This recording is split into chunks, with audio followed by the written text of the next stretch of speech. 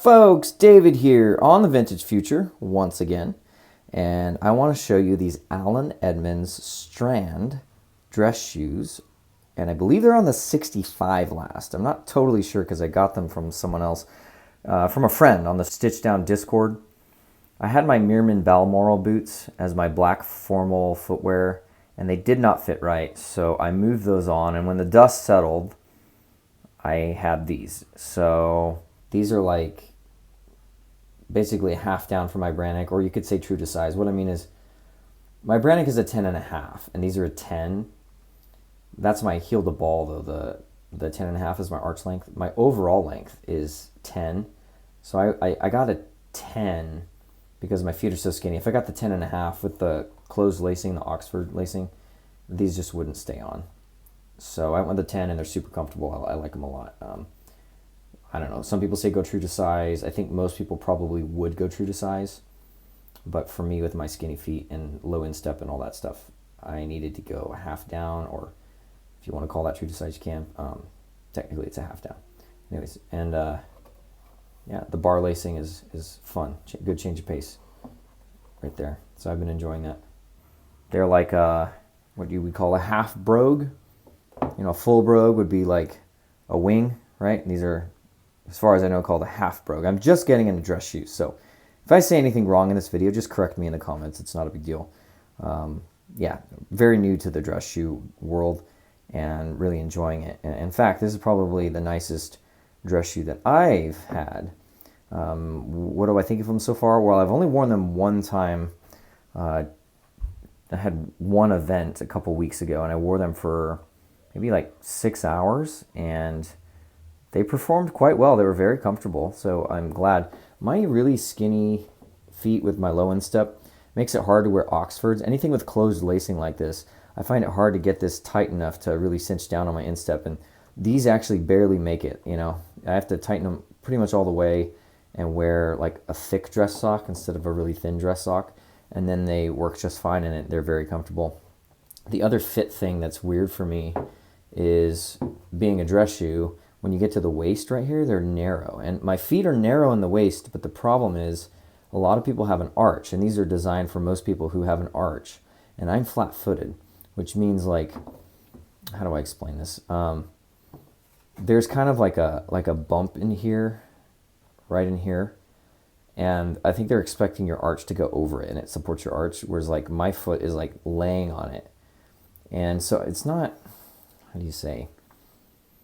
It's not irritating or anything, or like, it's not causing discomfort, but it's just not as comfortable as it could be. Does that make sense? So it's like, it's bearable. It's fine. It's not like it's constantly bugging me. It's not in the way, but it's just kind of like, it could probably be more comfortable if I found something wider, but then it wouldn't really look as dressy, right? Because you kind of want your dress shoe to have that really like chiseled waist, right? That's kind of the point. So these aren't as chiseled as some shoes. Like if you go find a really nice, oh man, like a Japanese dress shoe, a lot of the custom and bespoke dress shoes, man, that waist right there is going to be like super carved, super narrow. You know, this shape, the jog right here is going to be crazy. These are a really, really basic shoe as far as I understand in the dress shoe world. I mean, it doesn't have closed channel stitching. There's no like fiddleback waist right here. There's no step off heel or anything like that. Like it's 360-degree welt. You know, this is not finished. The heel's not finished like super close to the back of the upper here. You know, so there's so many ways that this could be a more refined shoe. It's a really, really bare bones workhorse basic kind of dress shoe as far as I understand.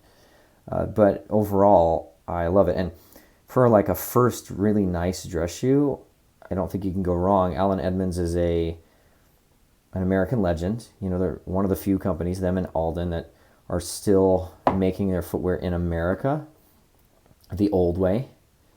And so I'm happy to own some. This is kind of an iconic shoe, as far as I know. This one in the Park, which is the cap toe Oxford, that has no broguing on it. And so, yeah, it's really cool. I was actually at my brother's wedding a while back and saw one of his friends wearing the tan calf version of this. So that's really cool. And I was like, dang, those look great, dude. And a few weeks later, you know, by chance, I ended up with these. So they're lined all the way on the inside. Very nice. No foam or anything in there. It's just a leather insert on top of a leather insole. So yeah, cool. And yeah, I guess let me just go in for a closer look. I usually put shoe trees in these. This one doesn't have it, just so that I could show you that. But this one, I have the shoe tree. Nice black calfskin. As the years go by, I'm learning to really appreciate the great amount of details that you can get into on a dress shoe, which are just not present on a rugged heritage type boot. Let's put it this way. The canvas for creativity for dress shoes is a much larger canvas than for heritage boots. If you're painting a picture, there's not as much picture to paint. The canvas is not big enough on heritage boots. But the possibilities of creativity on dress shoes, the art form, it's just like endless. So that's the way I would describe it. So anyways, let's go enjoy some of these. I don't know if these are factory seconds or not. They look good enough. They're definitely not perfect, but it is a lot of fun to kind of get in there and check them out. Okay, so let's see that. We kind of looked at the bottoms already. But let's check out the rest. The dove, or it's not a dovetail heel. The rubber heel cap with the open channel leather sole. That's that. And then, yeah, so here, this one has like a little dimple right there. Like it got dented. And that's why I was thinking maybe these are factory seconds. I don't know. Maybe something happened with the previous owner. They're not toe tapped right now, which maybe I should do that because it's getting some toe rash right here, and I don't want them to end up being kind of ugly. We've got the medallion. That looks really nice. And the clicking here and here is pretty good, you know. You know, could you find better? Yeah, I mean, I'm sure you could, but there's definitely nothing wrong with it. It doesn't look bad, especially on a busy shoe like this with all the, you know, broguing, perforations, and pinking and stuff. It's so busy that the creasing is not super obvious. If it was like a hole cut, then that's like all you see. And that may or may not be good depending on how much it's creasing. A little crease here as well. So again, not fantastic or anything, but that's not horrible either. And let's see. Yeah, little stitches here. Pretty cool. That looks nice.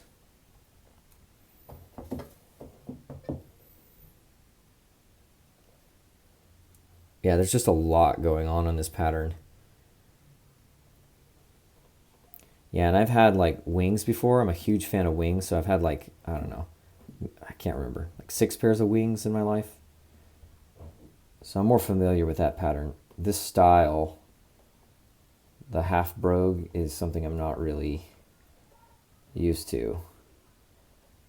So yeah, like, I don't know, like right here, there's 2 holes here and then a gap, you know, and then on the other side, it's like 2 holes and then a shorter gap and then a big brogue hole. So yeah, it's not exactly uniform, but I mean, overall, this looks pretty well executed. And this back seam right here seems like it's not quite as well done as my Grant Stone long wings. It looks offset. It looks like it's supposed to be in the center, but it's not. It's like on the side. Let me see this other one. Yeah, so it is a little off. Again, no deal breaker, but that is not, yeah, as good as it could be. But as I said, these are like kind of workhorse. Really light. It's weird. I'm used to like heavy shoes and boots. These are like really light. The binding looks really cool all over. Yeah. Creasing right here. You could tell there's a little extra volume, right? Because there's this little, see this little ripple right here? It's like extra leather. So those are things that would be solved if I found something that fit me a little bit better, especially if it was like custom or bespoke or whatnot. But I'm not really going for that, you know, right now. I just need something to wear for nice occasions. I I work at a church, so we do a lot of funerals, memorials, a lot of weddings, and so this is kind of like a work shoe. Like imagine if you're a construction worker, which I used to be, you know, your work boots that you wear every day. It's just a tool for your in your toolbox kind of. Well, for me working at the church, this is like a tool. So it's not, yeah. It'd be cool to have something super super nice or whatever, but I don't need something super super nice. I need something that's gonna play the part, and it's gonna last a long time, and it can be resold, and it's gonna look good. It's gonna be reliable for years to come, and that's kind of the idea here. So, yeah, I really like them. It's a cool first foray into fine dress shoes, and I can't wait to see where that leads from here on out. All right, let your shoes take you to places more important than shoes themselves. We will talk to you next time.